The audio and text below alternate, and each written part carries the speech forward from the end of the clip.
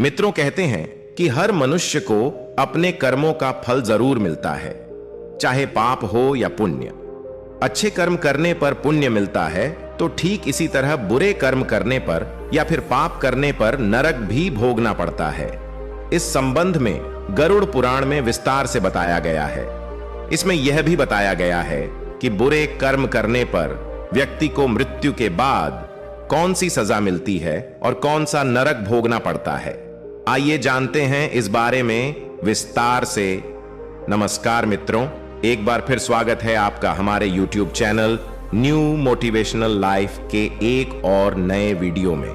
दोस्तों, आप लोग यदि अभी तक हमारे YouTube चैनल को सब्सक्राइब नहीं किया है तो चैनल को सब्सक्राइब करके घंटी बटन को प्रेस कर दें, ताकि हमारे चैनल के माध्यम से आने वाली वीडियो का नोटिफिकेशन सबसे पहले आप तक पहुंचे।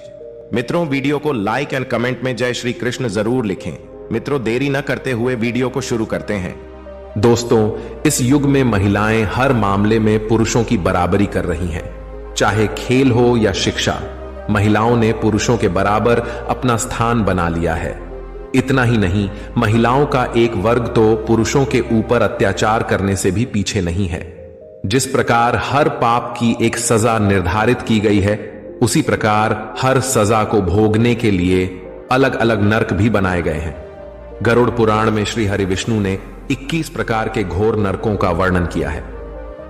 इस वीडियो में आप जानेंगे कि अगर कोई पत्नी अपने पति पर अत्याचार करती है तो मृत्यु के बाद उसे किस नरक में क्या क्या सजाएं मिलती हैं। पति पर हाथ उठाने वाली पत्नियों को तमिश्रम जैसे घोर नरक में कितने सालों तक किन किन कष्टों को भोगना पड़ता है। उन पत्नियों का क्या होता है जो दूसरे पुरुषों के साथ संबंध रखती हैं। झूठी और धोखेबाज पत्नियां अगले जन्म में किस योनि में जन्म लेती हैं। दोस्तों, हम जिस मृत्यु लोक में रहते हैं वहां किसी को प्रताड़ित करना बहुत बड़ा अपराध है। फिर भी कुछ लोग जानबूझकर अपराध करते हैं। ज्यादातर शादी के बाद पुरुष ही अपनी पत्नियों पर तरह तरह के अत्याचार करते हैं। उन लोगों को न सिर्फ मृत्यु लोक में बल्कि नरक में भी बहुत कठोर दंड दिया जाता है। हम जिस समाज में रहते हैं वह पुरुष प्रधान है। यही कारण है कि समाज में महिलाओं की अपेक्षा पुरुषों को अधिक अधिकार और शक्ति प्राप्त है। लेकिन पुरुष इन अधिकारों का दुरुपयोग कर महिलाओं पर अत्याचार न करें, इसलिए समाज ने महिलाओं की सुरक्षा के लिए कई नियम बनाए हैं। परंतु हर मामले में पुरुष ही दोषी नहीं होते। कभी कभी शादी के बाद महिलाएं भी पुरुषों पर अत्याचार करती हैं, उन्हें प्रताड़ित करती हैं। बात बात पर झूठ बोलना, चुगली करना, पति को धोखा देना इत्यादि कर्मों का हिसाब अगर धरती पर ना भी मिले तो नरक में इनका हिसाब अच्छे से होता है और उन्हें हर छोटे बड़े पाप की सजा मिलती है। दोस्तों, हिंदू धर्म शास्त्रों में स्त्रियों की सुंदरता एवं गुणों का वर्णन विस्तार पूर्वक किया गया है। शास्त्र कहते हैं कि वे सौम्य, सभ्य और परिवार का भरण पोषण करने वाली होती हैं, जो अपने पति के लाभ और समृद्धि की कामना करती हैं और हर परिस्थिति में अपने पति के सुख दुख में उसके साथ रहती हैं। लेकिन इस कलयुग में जैसे जैसे मानवीय अत्याचार बढ़ता जा रहा है, वैसे वैसे महिलाओं में भी बदलाव आ गया है। कुछ महिलाएं अपने स्वार्थ के लिए अत्याचारी बन गई हैं। उन्हें अब अपने परिवार की भी परवाह नहीं है। वह अपने पति की बात नहीं सुनती और उसका अपमान करती हैं। अपने बड़ों का सम्मान नहीं करती, ना ही किसी धर्म का पालन करती हैं। कभी कभी तो पति को मारने, पीटने और हत्या करने का पाप भी कर बैठती हैं। महिलाओं के इन सभी बुरे स्वभावों के कारण पति को अपने शादी के फैसले पर संदेह होने लगता है और वह सोचने लगता है कि उसने किस अशुभ समय में ऐसी स्त्री से विवाह किया था। यदि आप अपनी पत्नी के अत्याचार से पीड़ित पति हैं या आप किसी पीड़ित पति को जानते हैं तो आप अच्छे से समझ पाएंगे कि यह कोई साधारण समस्या नहीं है। दोस्तों, हम में से बहुत से लोग सोच भी नहीं सकते कि पुरुषों के साथ भी अन्याय होता है। हमारे समाज में महिलाओं को पुरुषों के समान अधिकार देने की बात की जाती है, लेकिन न्याय के समय महिला पक्ष को वरीयता दी जाती है। लेकिन नरक में ऐसा नहीं है। वहां लिंग, अमीर गरीब, जाति धर्म कुछ भी नहीं देखा जाता। वहां सिर्फ लोगों को उनके कर्मों के आधार पर ही अलग अलग श्रेणियों में बांटा जाता है। इसका उल्लेख गरुड़ पुराण में भी मिलता है। एक दिन पक्षीराज गरुड़ ने श्री नारायण से कहा, कि हे प्रभु, आपने हर प्रकार के पाप कर्मों का स्पष्ट वर्णन किया है कि जब पुरुष स्त्री पर अत्याचार करता है तो नरक में उसे क्या क्या सजाएं मिलती हैं। परंतु कलयुग में जब स्त्रियां अपने पति पर अत्याचार करेंगी तो क्या उनके लिए भी नरक में कोई सजा तय की गई है, या फिर यह संभव ही नहीं कि कोई भी पत्नी अत्याचारी हो? श्री हरि विष्णु ने गरुड़ के प्रश्न के उत्तर में कहा, हे गरुड़, कलयुग एक ऐसा युग है जहां कुछ भी संभव है। यहां पापों की कोई सीमा नहीं होगी। हर युग में पत्नी पतिव्रता होती थी, परंतु इस युग में पत्नी का एक और ही रूप देखने को मिलेगा।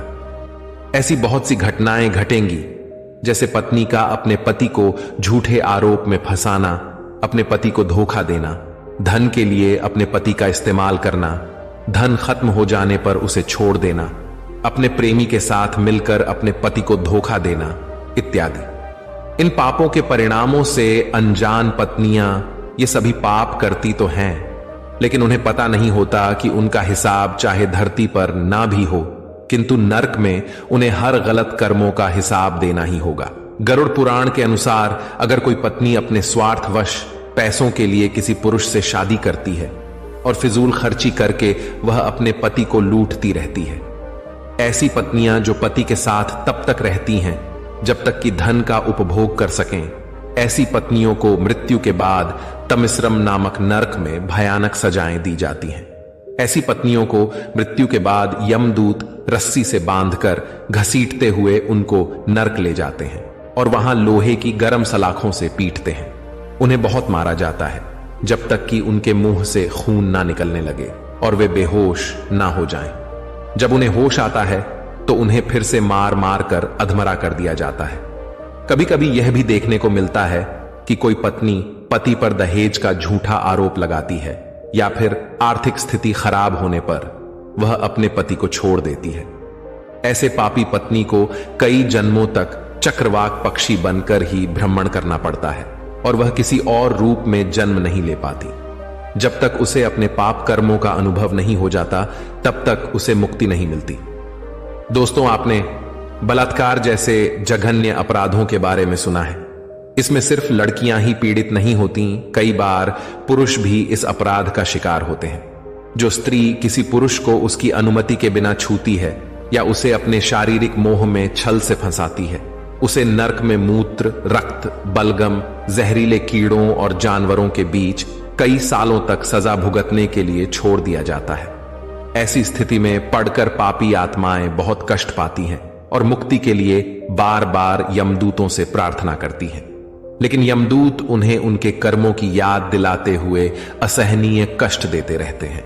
दोस्तों, बड़ों की तुलना भगवान से की जाती है। उनका अपमान का अर्थ है भगवान का अपमान करना।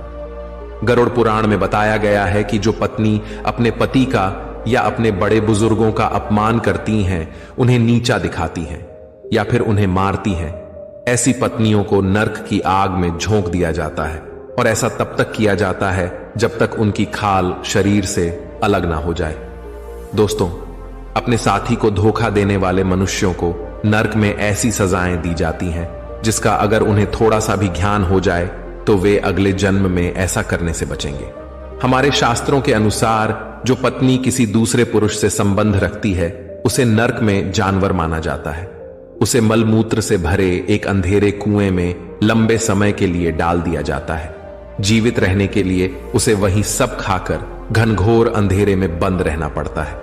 गरुड़ पुराण में बताया गया है कि जो लोग अपनी इच्छा की पूर्ति के लिए निर्दोष की हत्या करते हैं, यह कार्य महापाप माना जाता है। ऐसी पत्नियां जो अपने स्वार्थ के लिए प्रेमी के साथ मिलकर अपने पति को मार डालती हैं, उन्हें इसी जीवन में और मरने के बाद नरक में अनगिनत दुखों का सामना करना पड़ता है।